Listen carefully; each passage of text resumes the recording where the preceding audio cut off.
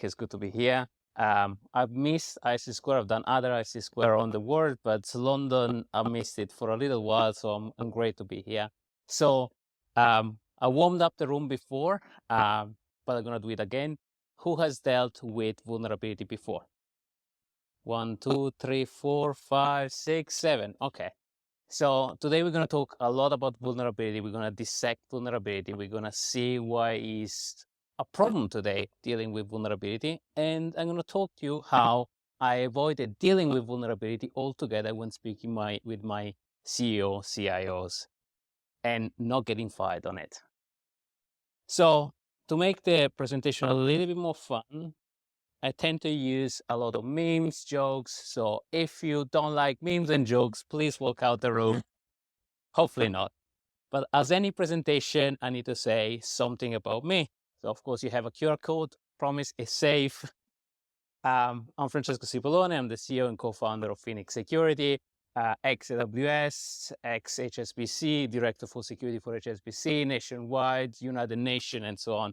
So I've been doing this for quite a long time, from writing in assembly all the way down to the cloud. So I dealt with very traditional software to very modern software, and I've seen the evolution of software. And in all of this journey, I had to argue with a lot of people about, please, please, please, can you solve this problem? Can you solve this vulnerability? Raise your hand if you dealt with difficult developers or difficult engineers in your lifetime. 1, 2, 3, come on, don't lie. Good. So it's easy to argue with people, but it's very difficult to argue with data. So today we're all going to be about data-driven approach on vulnerability and how it can help driving an argument home, or at least having a healthy conversation. So I'm going to try to speed it up because the presentation is quite packed and we're going to leave at the very end. I have some gift and swag, but we're going to make it entertaining. So I'm going to do a quiz on part of the presentation and part of the data. So we're going to make it a little bit more interactive at the very end. Is anybody having problem with connection, by the way? Phone data connection right now? Okay. Can we get the Wi-Fi maybe at the very end? So because it's going to be interactive on Kahoot. So if you haven't used it before, I'll give you a little bit of a guide, but we're going to try to make it interactive. So I want to take a step back, and this is going to show how old I am, but back in the days, in 2015, developing application used to be a little bit easier than what it is today. We used to have a client-server application, fairly easy, deployed on a server, fairly straightforward, attack surface fairly reduced. We had to worry about the software, internal attacker, external attacker, and maybe phishing or social engineering. Fairly limited amount of vulnerability, 15,000 on the MVD. Okay, let's go to today. This is the average software application and software vulnerability that we get from even just one particular application built in a Kubernetes cluster, deployed in the cloud. And can you notice something between this picture and the previous picture? Is it simple? Is it more complex? Far more entry points? More noise. Which one of this problem do you focus first? On the cloud one, software one, Kubernetes one, Docker one, people? Well, we don't know. If we don't have the context, we don't know which one is going to be more likely to be exploited. And the challenges as well, we moved from 6,000 vulnerability down to 22,000. And if we continue like this, we're on the road of 1 million by 2030. 220,000, thank you. So the challenge today is that alert fatigue around all these vulnerabilities, uncontextualized, not correlate to each other. And the fact that from a security investment, we only had just a little bit of bump year on year, just a 6% bump in the amount of money organizations spend on defending against vulnerability versus the 33 times increase of number of vulnerability from 6,000 to 220,000 and on the road of 1 million roughly by 2035 if we continue on this trajectory increase of number of vulnerabilities. And actually, from the latest data from the MVD that is crippling, we're going to have even more of this year, as Linux has decided to publish every bug as a vulnerability. So it's just flooding 22,000 on a monthly basis of number of vulnerabilities.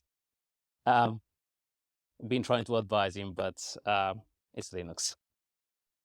So it feels to me today that we're having faster and faster attack in terms of exploitation rate. And one of the latest Gartner studies has shown that roughly a critical vulnerability takes just 3 days to get exploited versus an average of 80 days to get fixed for organization.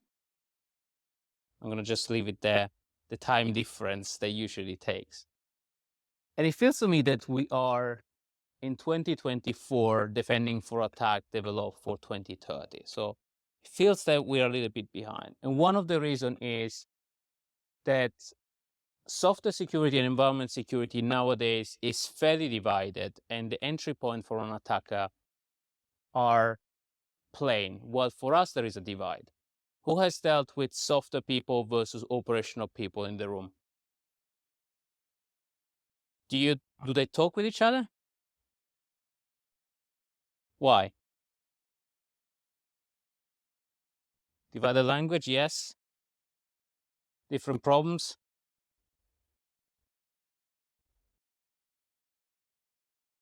Exactly. But then if you take it even a step up from a CIO perspective, they don't care. From an attacker perspective, they don't care either. It's like, if I get an entry point here or if I get an entry point here, I don't care. I can move it laterally, I can move it vertically, I don't care. So that divide is hurting us. And the way we address this, and I warned you, we have memes, we tend to run vulnerability scanners, multiple vulnerability scanners that speed up critical problems and so on. From a CIO or a CISO perspective, yes, I solved application security, I solved operational security, I bought a bunch of scanners, they throw a bunch of problems, and then the question is, how do we solve this? And why do we have developer that screams when they have 2,000 vulnerabilities? Because those vulnerabilities are not prioritized, not contextualized, not taken care of. And this is another funny joke that I really love, because it kind of explains the cycle of vulnerability management, where you have scanner just throwing stuff in the backlog of engineers or CM or anybody that really look at that. An attacker just need to look at one of them, exploit it, and then let's give more money to actually do the work that we should do it. And the reason is you have overloaded dev, you pray that you catch that vulnerability, somebody gonna catch that vulnerability, and the executive gets shocked because they ask, why didn't we catch that vulnerability? We just invested loads of money on scanner technology, because that's just one side of the problem. But right now, executives think, we buy just a bunch of solution, problem done, let's move to the next problem. Anybody had that experience in your work environment? Dealing with a lot of vuln, a lot of scanners, uncontextualized, what can we fix, what can we be secure? Who has heard the phrase, why can't we be secure? Right? And that's the usual answer. The problem is, just if you take Log4j, who has seen Log4j in the wild? Okay, Log4j overnight, last year, Christmas time, drop everything. Let's fix all the Log4j. Where do we have Log4j? I don't know, but we need to fix it. Who has been there? I've been there, I've seen it. And that's not all of it. And when we discover it, somebody else has to discover it first. And that's not the only one. Like Palo Alto has been quite an intense one. Team City, so your CI/CD pipeline being compromised, GitLab being compromised. Curl has been quite a funny one, causing a lot of panic without any context, because you couldn't compromise Curl vulnerability. HTTP2 is still in the wild, and we have more. So we have a superstar vulnerability per month. Before, we used to have it once every 6 months. And now this drives alert fatigue. And it drives alert fatigues because we try to answer the wrong question. How many problems we have and how we address it quickly, versus the question that we should answer is who does what, where, and what's more important for us to fix. And the challenge is answering this question is complicated. It's not the easiest thing to answer because we need who does what, where, a little bit of context. And to find that context is easy if you're small. If you're relatively small, you have 100 developer, you have 1 to 50 security dev, 2 security professional that deal with 100 developers. You can spend a little bit of time with people, knowing each other, getting things done. Scale it to a company with 1,000 dev and 5 security professional. You move from 48 minutes per team to less than 10 minutes per team. And roughly on average, to understand a complicated vulnerability that could be a vulnerability happening in a Kubernetes cluster and how to fix it, roughly take 9 hours to unpack it, identify what to fix, and then start communicating to the team. Is it scalable with people?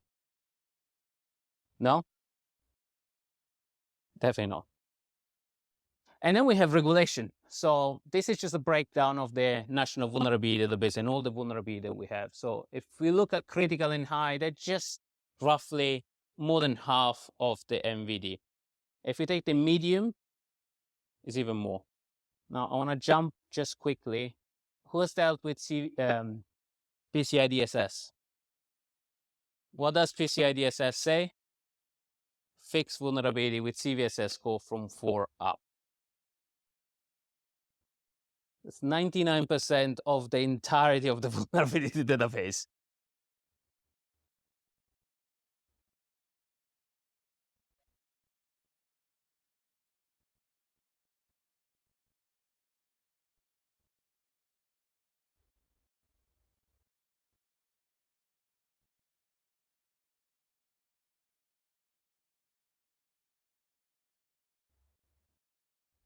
What I like to look at is the effect of a vulnerability. What are the trend in the pattern? What are the vulnerabilities that are really going to cause harm? Denial service, remote code execution, those are the ones that are easy to be exploited. Or the impact, like cross-site scripting, buffer overflow, memory corruption. Who has read the CISA advisory on memory corruption? The reason why they're pushing to actually develop memory safe language or with memory safe language across all our product base, because a lot of the vulnerability are in this category and it can cause movement around the memory boundaries. That's a really complicated concept, but it can cause moving around an application and another. And as I mentioned before, thank you. That's the speed where we should aim for. A critical vulnerability, as soon as it appears, we need to be analyzed roughly between 7 to 10 minutes, and it can be done. I've seen it done before it gets exploited in 15 days. And we can ignore some of them because a lot of those vulnerabilities maybe can't even be exploited. Some of them, if chained well together, they can result in a critical impact. So fixing fast, triaging fast is where we should aim at.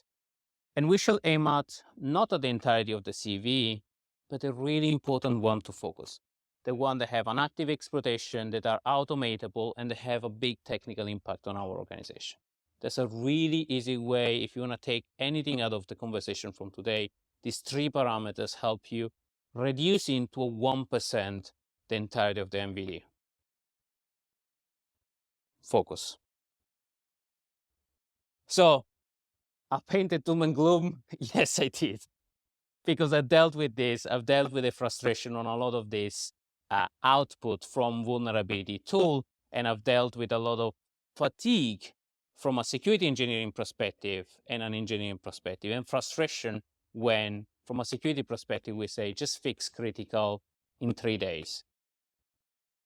And that's not a number that is aligned with business expectation, and it's not a number that is aligned with how engineers work nowadays.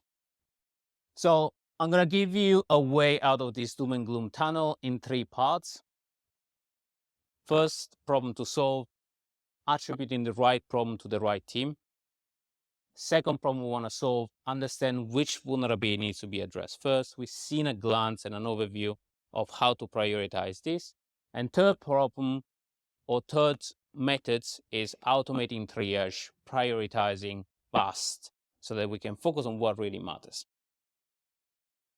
So attributing which vulnerability is right or which vulnerability belongs to whom.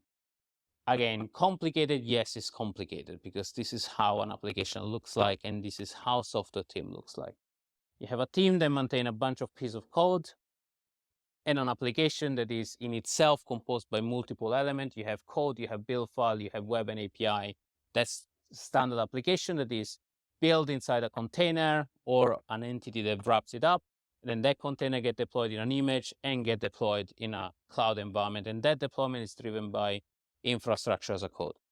Roughly, you have 1, 2, 3, 4, 5, 6, 7 scanner on an average that detects things in an individual way. And then on top of that, you need to understand out of this problem that gets spit out, who owns these things? Who owns this problem? And even to make things more complicated, the things that appear here are being generated here. So in order to fix a bunch of problems here in your cloud environment, you actually need to retrace them back to the code that actually generate that particular number of resources. And that's why I argue just fixing from the output of scanner is not the right way. And just focusing on scanning and vulnerability that gets spit out from those scanners, it creates more noise than anything else. I know it's a quite complicated slide. Do we have questions so far? I'm going to stop for a second. Did I shock you all? Did I unpack enough the problem size? This is why it's challenging to actually deal with the output of vulnerability and why from the vulnerability they don't get resolved quickly because they're uncorrelated. So the full problem we need to solve to automate this correlation is attribution. Who owns this particular piece of code? Who owns this particular environment? And that can be solved with a simple git blame to understand who has touched the last file. And from this side, with tagging, with a good tagging methodology that enable us to trace at least an ID of every team.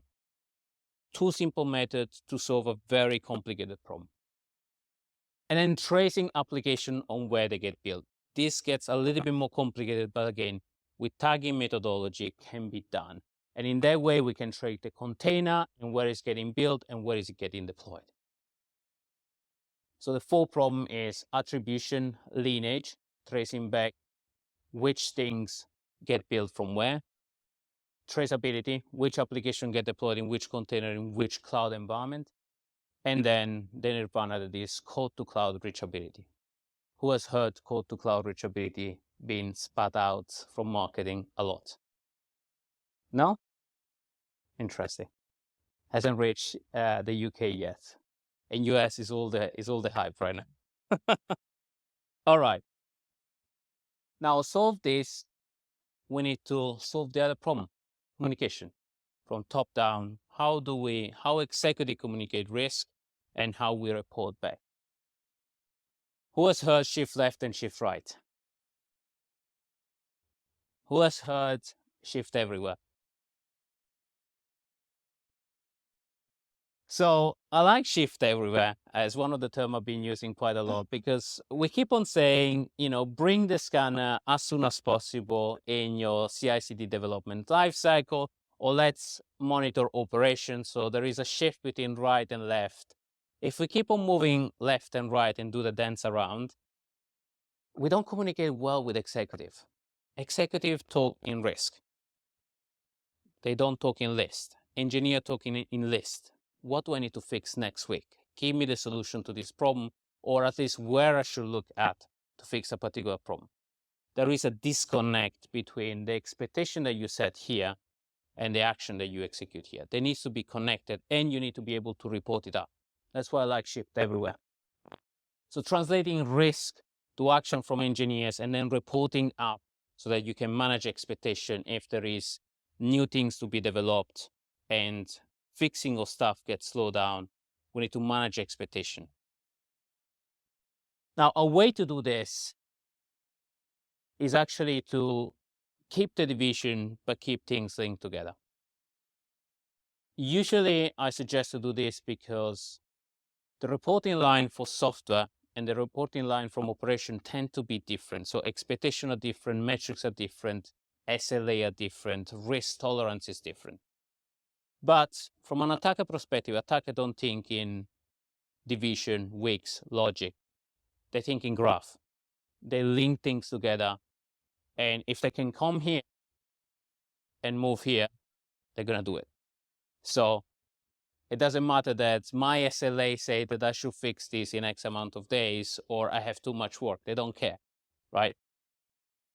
If they find a hole, they're going to breach that hole, deal done. So linking business application to operational environment, keeping the lines separated but connected to each other, enable us to say, I'm running this particular software on this particular piece of equipment. The risk of stuff that is here can be transferred to the risk of stuff that is here, and we can portray where applications are getting developed up. Now, I wanted to say that in the last probably year, I've seen the element that I mentioned before, attribution lineage and campaign of remediation becoming more and more important because we have existing problem like OpenSSH, who has dealt more recently with OpenSSH issue. Do we fix this in a library? Do we fix this on a system? Do we even have OpenSSH port active? That requires context.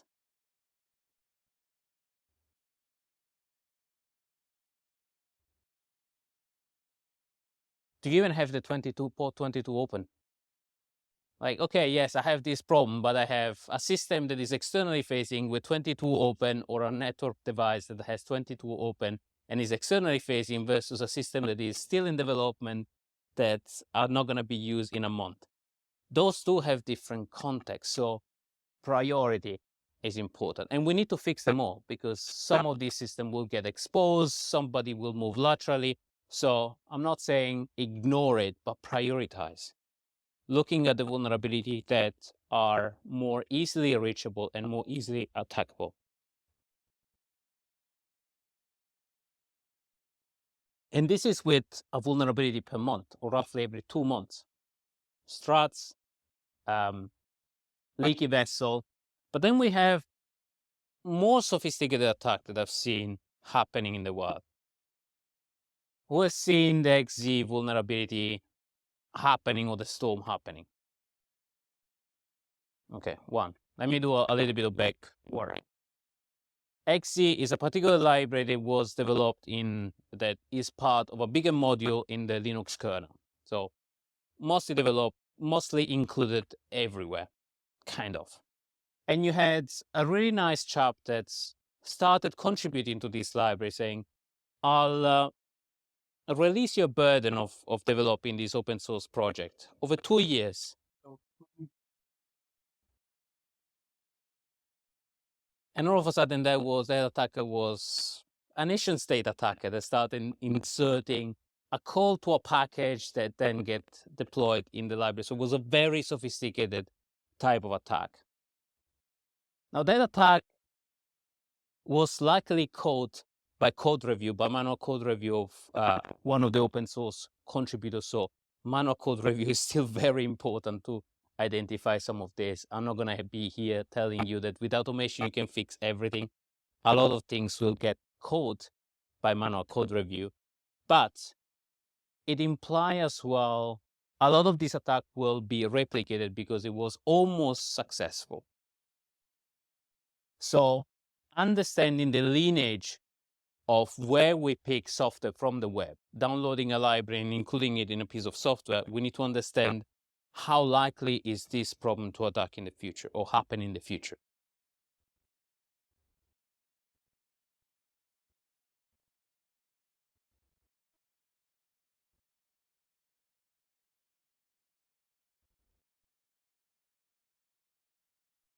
But if a open source package and maintainer like Clock4j is maintained by 2 people, curl like is deployed everywhere, and still you have a couple of people that develop this on the weekend, so you can't pretend that.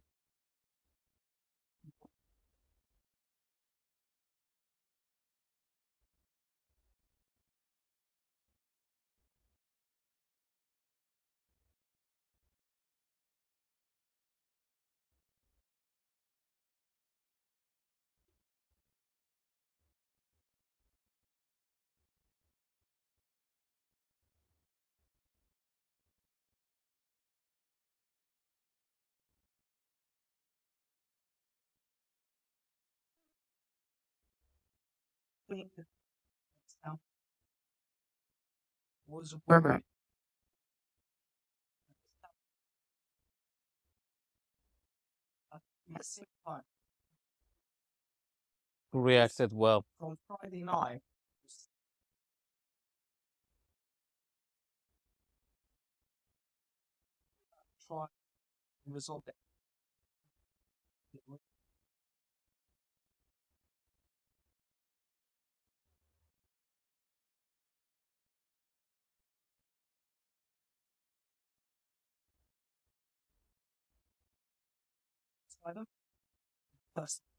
No, I agree. But understanding how weak are the source of repository, how many people develop a specific repository. If it's well maintained, well financed, then it's less likely that one person will miss a problem because there is code review, there are good practice. But if it's 2 people that maintain something on a weekend, and somebody will very nicely pick up 50 of the issue, and in one of the issue that gets resolved, actually there is a nice call to a particular package that yeah.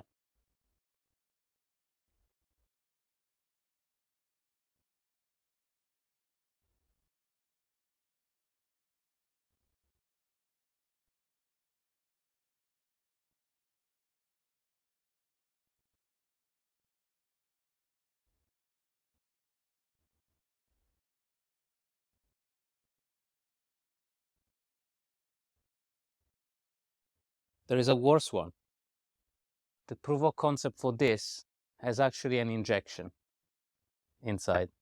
So we got a published POC. There is a very nice blog from the head of security from Santander, Daniel Kutberg, that really went in deep into the analysis of the POC and when that particular is a time bomb attack. So at a specific point in time, it does a call to actually develop something that get removed from memory. So it's not even saved in the repo itself. It's loaded in memory, does something, gets removed. Have a look at the Daniel's.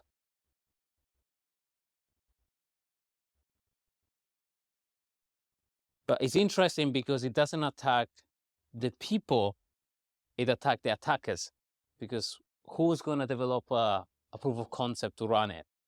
Yes, somebody in a lab to actually prove the concept, but it attack the attackers and it tries to steal things from the attackers. So I'm thinking because of the simplicity of this attack, it's actually targeting people that develop ransomware because there is a ransomware war right now. Yeah. It's an interesting case.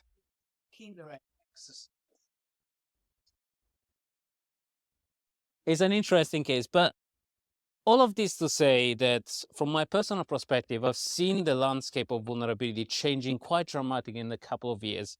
And I'm going to quote it and then you can not quote me, but I think there is an element of AI in here. So attackers are getting faster. There is a speed of development and the complexity of development. On the other side, we're getting better at protecting traditional attacks so that attacker need to come up with new ways to develop.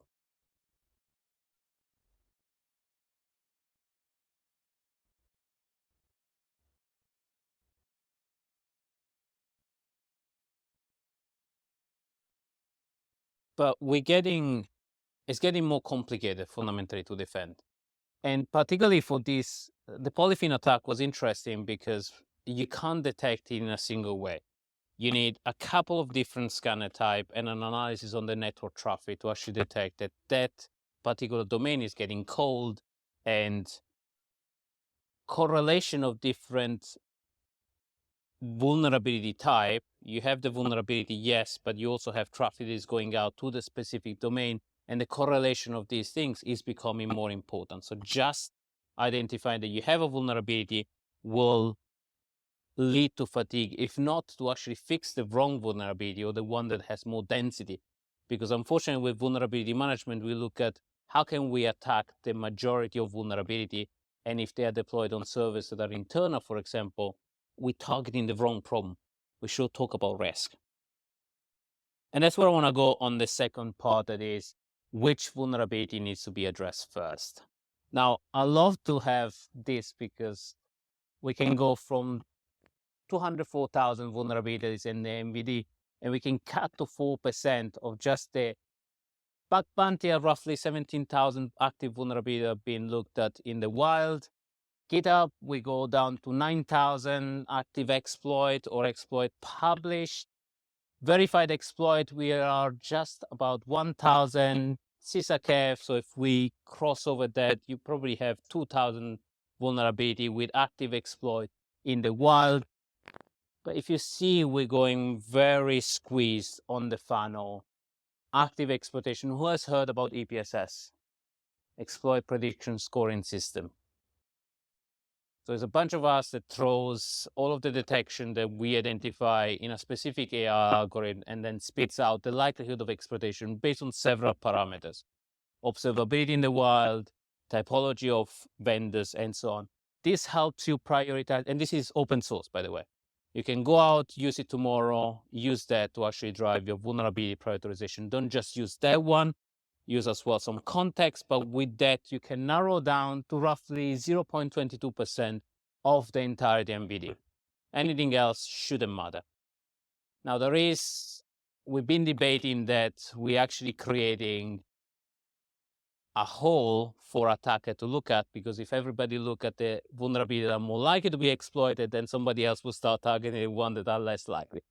But at least we can detect that roughly between 15 and 30 days when that happens. So the scoring system get updated daily.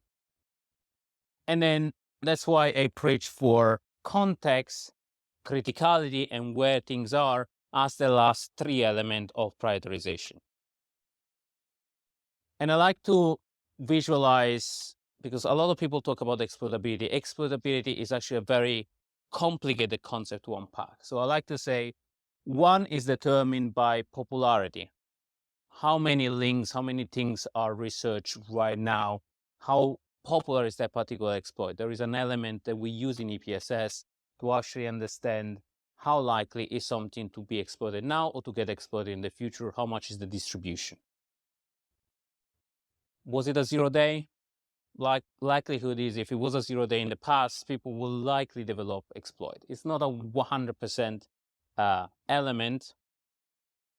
This is a much more better way to describe it. Can you attack it from a network perspective that just using CVSS information, or is this a remote code execution type of attacks? This means I can automate it and I can execute an attack from remote. The likelihood of this to be exploitable is much higher. Is it exploitable? Is it actually reliable information? EPSS is quite reliable. You have cyber threat intelligence source that actually tell you, yes, there are people that are using this. This is the evidence. Active exploitation. Is it being used in the wild?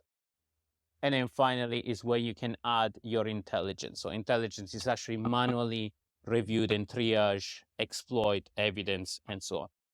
But all of these elements forms the likelihood of something to be exploited or predict to be exploited. Now, this is the colorful part of the presentation, and then we're going to do some quiz about it, where I can say not all the critical are critical, and not all the data source that we have are actually good data source of intelligence. So if we take overall the number of exploits that we have available, I'm going to ask a simple question. What do you see here in terms of number of exploits, and which vendor is more attacked and why? Why? Sorry? Exactly. If I'm an attacker and I need to develop an attack at scale, am I going to develop for some software that is deployed on a small percentage of laptops, on a Linux Arc version of Linux, on a very remote version of Linux, or I'm going to develop that for Microsoft Exchange, Office 365, something that has an enormous attack surface?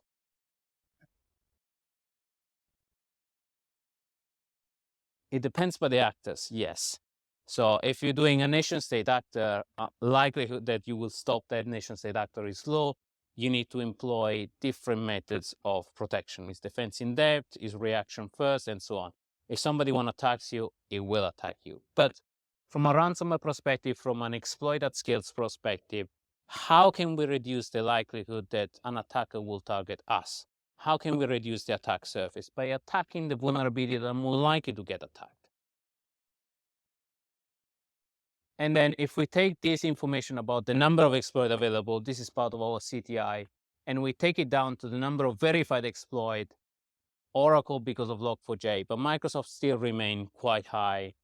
Apache, Atlassian, NetApp, you see things that are deployed in the wild at scale, and also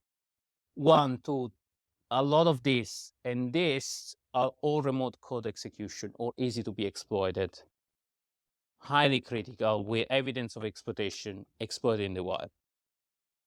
You can play with all of this data in different data set and cuts in here. I promise it's safe.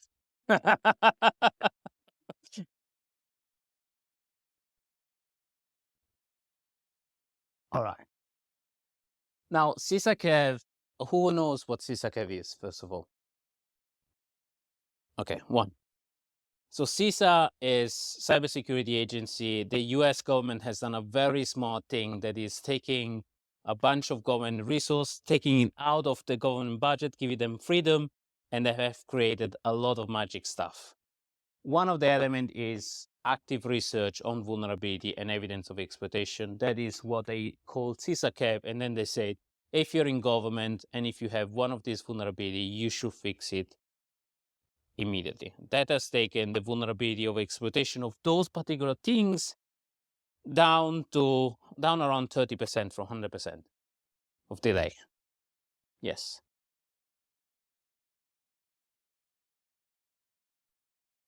And they're collaborating with NCSC. So there is a cross collaboration with NCSC.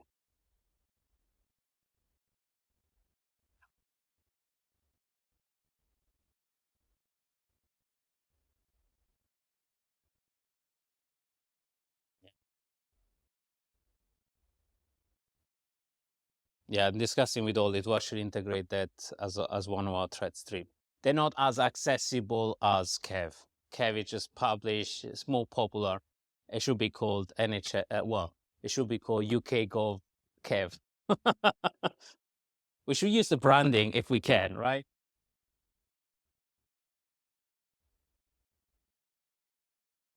But that's the interesting part. With CISA, they're actually taking completely out of the regulation, out of the traditional government. Gen used to report to central government and central command. So they used to have the budget, the cycle, a lot of politics, and Patrails took her completely away from that mess and given them a budget right. They actually jumped on the whole NVD mess and start doing stuff, mainly because one is government driven in terms of funding and the other one didn't. Don't quote me on that though. But that's very interesting, and that's open source. So one thing that I love is that they created something that is manual cyber threat intelligence, and they push the boundary for cyber threat intelligence up so that paid threat intelligence needs to go faster and faster and be better result if there is something open source and available in there. So you can explore this, and they recently published as well evidence of which of these vulnerabilities are actually used in ransomware. So if you want to target vulnerability, 1 and 2 is a very good method because Usually attacker used to attack government with this. So the attack surface was wide, the reward was juicy. Because of CISA those things get fixed in 2 weeks. So who an attacker gonna attack next? The one that have this empty, because they're gonna repurpose the attack methodology. So don't be the one that's gonna get caught by this. Be the one that fix this in line or faster with the rest of the world. And that's my advice. But then if we look at also this and the analysis from 0 days, I wanted to explore as well the pattern of 0 days and what are the most common method of exploitation. So remote code execution again, buffer overflow as a consequence. Again, we see this trending repeating because those are the things that get exploited at scale. Those are the things that are easy to be exploited and to create script and exploit to weaponize this element and then to download payload, do other stuff fundamentally.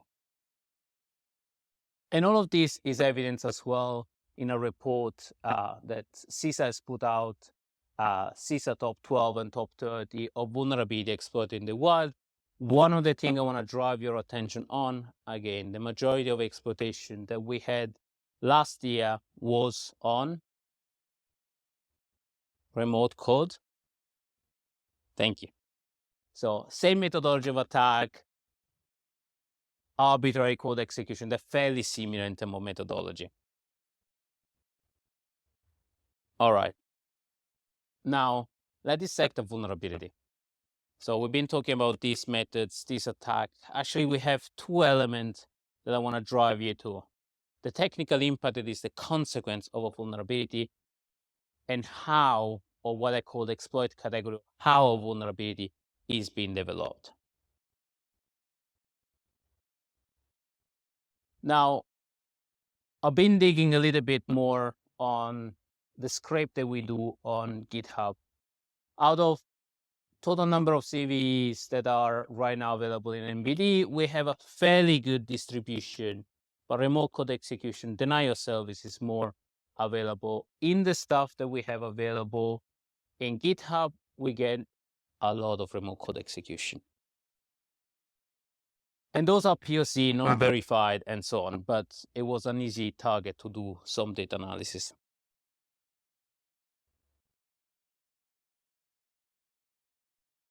And then same level, total number of vulnerability, what is the technical impact, what is the method used, or what is the consequence of specific type of attack. From the NVD, we have roughly a good distribution between cross-site scripting, memory corruption, buffer overflow. SQL is decreasing more and more with the modern language. Again, in the POC available in the wild, memory corruption is we have a lot of them, and then buffer overflow. Again, what does this information tell you? Where we should focus, on which category of vulnerability we should focus? Memory safe language.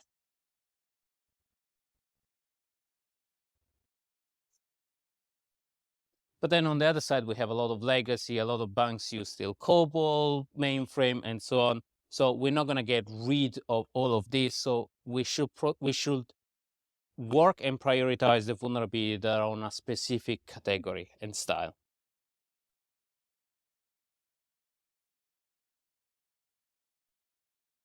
All right. How are we going to apply all of this together? I'm going to stop for a second. Do you guys have any question? Is it too fast, too slow, too heavy? Yes.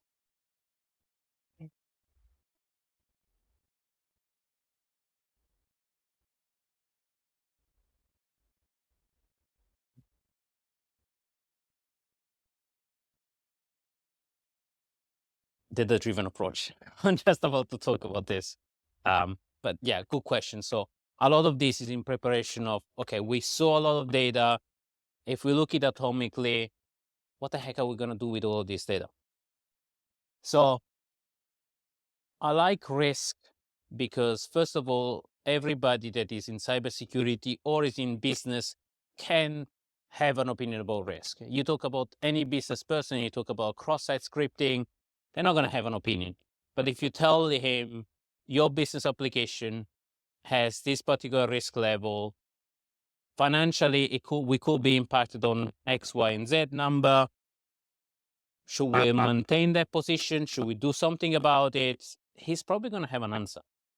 That's why I like risk, but also I like risk because it's simple and we can include 3 blocks in risk.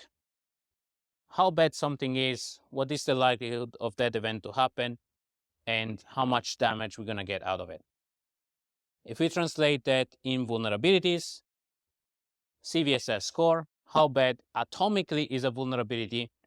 What is the likelihood of exploitation? Is it exploitable? Do we have threat intelligence about it? Do we have a fix available or not? Where the vulnerability is manifesting, is externally facing, is internally facing? Yes, no. We can squeeze all of that information in a number that is called probability of exploitation. What is the likelihood of somebody to use that information and attack us? And then, what is the consequence of it? Are we going to get hurt? If yes, how much money are we going to lose? All of that can be driven by a simple number or multiple number, risk quantification, and monetary quantification. Anybody can have an opinion about it. And this drives away from SLA, because SLA for me are evil.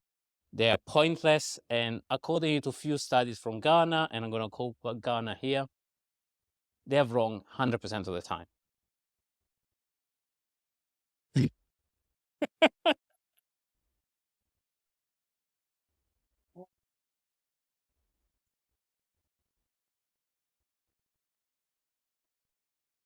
Well, that's the evil side of it. You can say, yes, I can accept the risk, but I'm pretty sure if you put a neck on the line and you make them sign on a dotted line, and you're going to accept the risk that this is going to happen with all of the data and evidence. Yes, there might be people that accept it, but then...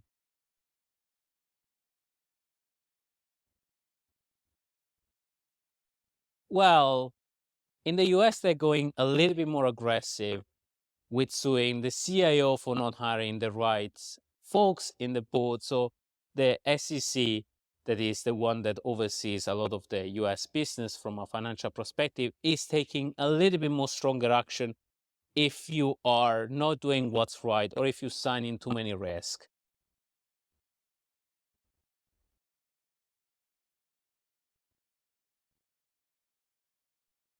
They're taking a bit more stronger responsibility stand on software people, and I'm glad about this, because the problem is attribution and what you declare out. So the whole SPOM problem, we can talk about that later.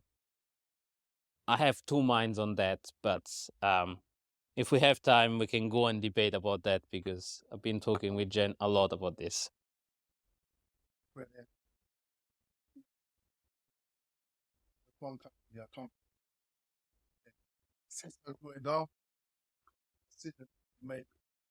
Peace out.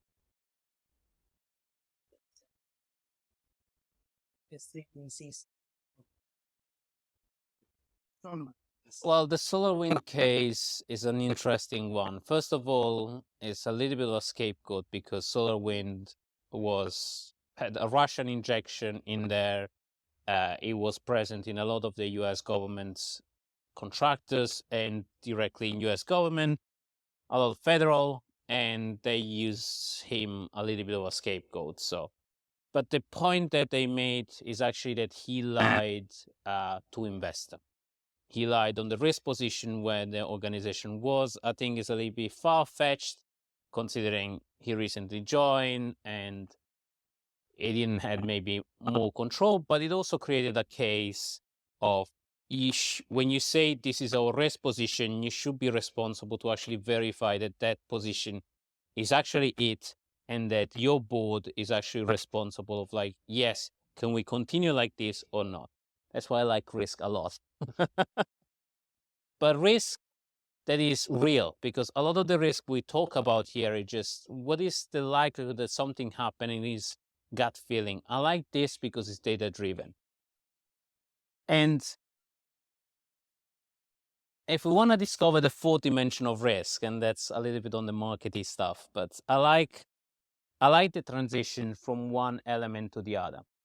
If we look at a CVSS itself or alone, That's just one dimension, how bad it is potentially. If we bring a second dimension, that is the probability of exploitation, and that can be how critical is an application, how critical is a system, if it's inside or outside, more externally facing or internally facing. That's a second dimension of risk. That's usually what... Phoenix. Fix vulnerabilities today before attackers exploit them tomorrow.